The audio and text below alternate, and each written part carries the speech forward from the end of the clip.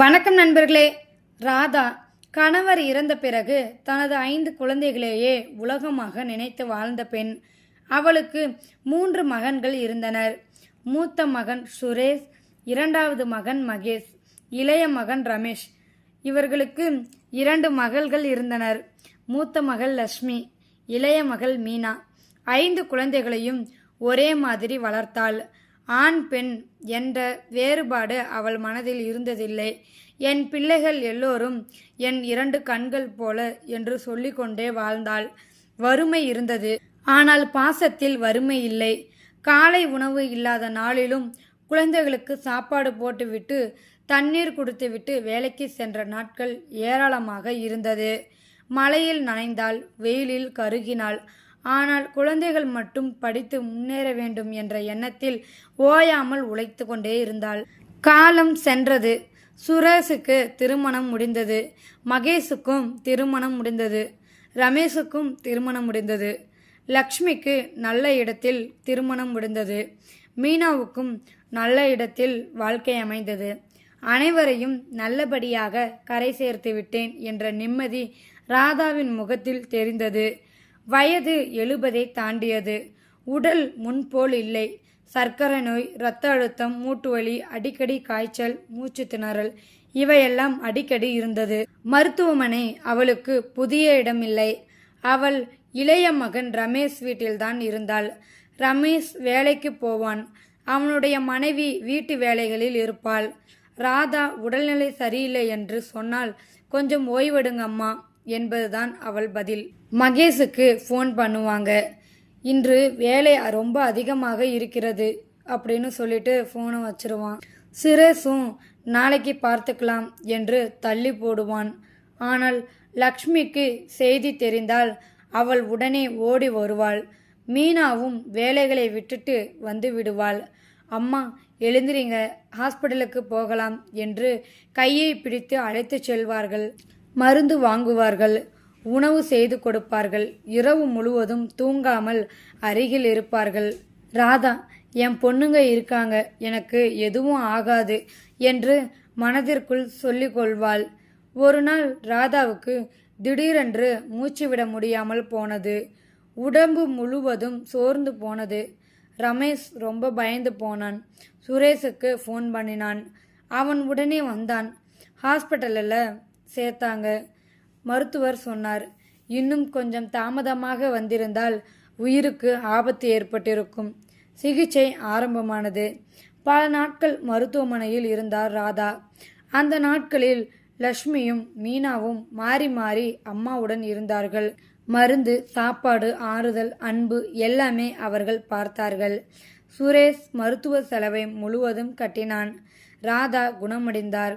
வீட்டிற்கு வர வேண்டிய நாள் வந்தது. அப்போது மகேஷின் மனைவி வந்தாள். அண்ணா, நீங்கள் மட்டும் செலவு எல்லாம் பண்ணக்கூடாது என்று அவள் பங்கிற்கான பணத்தை கொடுத்தாள். ரமேஷின் மனைவியும் நாம 3 பேரும் சமந்தான் என்று தனது பங்கையும் கொடுத்தாள். மூவரும் சேர்ந்து செலவை 3 பங்காக பகிர்ந்தனர். அதை பார்த்து லட்சுமியின் முகம் சிவந்தது. பல நாட்களாக அடக்கி வைத்திருந்த வேதனை வெடித்தது. அவள் மெதுவாக ஆரம்பித்தாள். பிறகு குரல் உயர்ந்தது. அண்ணா, செலவு வந்ததுல மட்டும் கௌரவம் பார்க்கிறீங்களா? அனைவரும் அமைதியாக பார்த்தனர். ஓஹோ, இது மற்றவங்க நீங்கள் அம்மாவை பார்த்துக்கலன்னு சொல்லக்கூடாதுங்கிறதுக்காக நீங்களே முன்வந்து ஆஸ்பத்திரியில் ஆன செலவை பங்கு போட்டுக்கிறீங்களா? அம்மாவுக்கு மாதம் மாதம் உடம்பு சரியில்லாதப்போ யார் ஹாஸ்பிட்டலுக்கு கூட்டிகிட்டு போனீங்க? யாருமே பேசவில்லை. இரவு முழுக்க யார் அம்மா கையை பிடிச்சிக்கிட்டு இருந்தீங்க? யாருமே எதுவுமே பேசாமல் அமைதியாக இருந்தாங்க. மருந்து யார் வாங்கி கொடுத்தீங்க? அதற்கும் அமைதியாக இருந்தாங்க.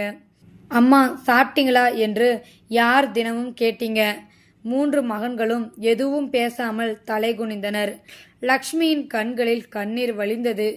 செலவு பங்கு போடுறது நல்ல விஷயம்தான், ஆனால் பாசத்தையும் பங்கு போட்டு கொடுத்திருந்தீங்கன்னா இன்னைக்கு அம்மாவுக்கு இவ்வளவு கஷ்டப்பட வேண்டியிருக்காது. அவள் சொன்ன வார்த்தைகள் மருத்துவமனை அறையை அமைதியாக்கின. மீனா பேச ஆரம்பித்தாள். அம்மா நம்ம எல்லாரையும் ஒரே மாதிரி வளர்த்தாங்க. ஆண் பிள்ளைன்னு தனியாக வளர்க்கல, பெண் பிள்ளைன்னு குறைவாக வளர்க்கல. ஆனால் இன்று அம்மாவை கவனிப்பதில் ஏன் வேறுபாடு? யாரிடமும் பதில் இல்லை. ராதா மெதுவாக அழுதாள். அந்த கண்ணீர் உடல் வழிக்காக அல்ல, மகன்களின் அலட்சியத்திற்காக. சுரேஷ் அம்மாவின் காலில் விழுந்தான். அம்மா, எங்களை மன்னிச்சிடுங்க. மகேஷும் ரமேஷும் அம்மாவின் கையை பிடித்து அழுதார்கள். ராதா மெதுவாக சிரித்தாள். எனக்கு உங்கள் பணம் வேண்டாம், உங்கள் நேரம் வேண்டும். நான் உயிரோடு இருக்கும்போது என்னை பார்த்துக்கோங்க. நான் இல்லாத பிறகு 1000 மாலை போட்டாலும் அது எனக்கு தெரியாது. அந்த வார்த்தைகள் மகன்களின் இதயத்தை உலுக்கியது. அன்று முதல் 3 மகன்களும் மாறினார்கள். அம்மாவை மருத்துவ பரிசோதனைக்கு மாறி மாறி அழைத்து சென்றார்கள். ஒவ்வொரு வாரமும் வந்து பார்த்தார்கள். மருந்து நேரம் கவனித்தார்கள்.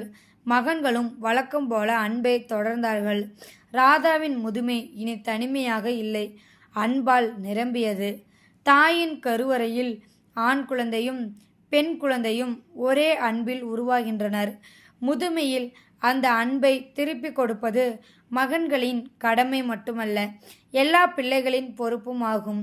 ஆனால் ஆண் பிள்ளை இருக்கிறான் என்று நினைத்து பொறுப்பை தட்டி கழிப்பதும், பெண் பிள்ளைதானே என்று அவர்களின் அன்பை சிறுமைப்படுத்துவதும் தான் தவறு. உயிரோடு இருக்கும் தாய்க்கு கொடுக்கும் ஒரு கைப்பிடி அன்பு அவள் மறைந்த பின் செய்யப்படும் 1000 சடங்குகளை விட உயர்ந்தது. இந்த வீடியோவில் கருத்து உங்களுக்கு பிடிச்சிருந்தா கமெண்ட் பாக்ஸில் கமெண்ட் பண்ணுங்க. கூட உங்கள் ஃப்ரெண்ட்ஸுக்கு ஷேர் பண்ணுங்கள். இது வரைக்கும் நம்ம சேனலை சப்ஸ்கிரைப் பண்ணுங்கள். தேங்க்யூ ஃபார் வாட்சிங்.